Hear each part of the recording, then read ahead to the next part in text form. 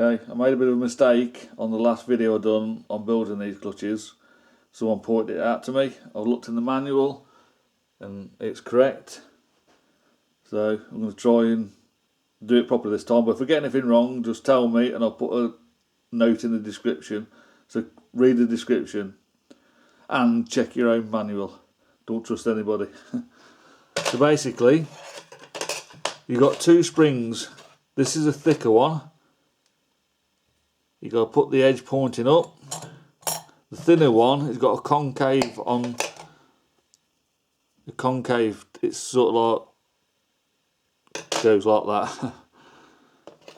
That one, the concave points towards the top.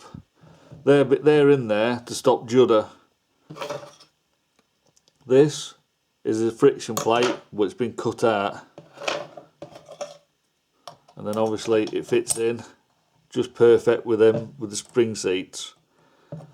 Now when you're putting your clutch on and off, this friction plate will not bind because them spring seats will stop it, and that's supposed to stop judder.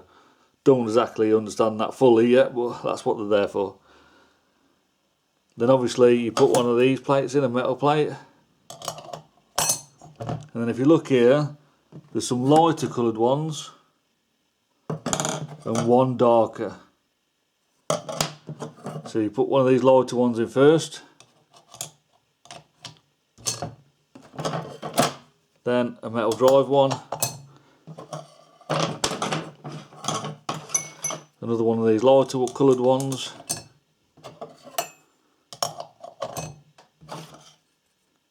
I always try to fit them with the numbers at the top for some reason. A lighter one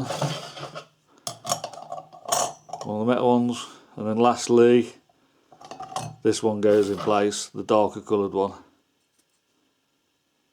So as soon as I see the numbers I'll put it on. So that's it as far as I can see from the manual, and that's how you do it. So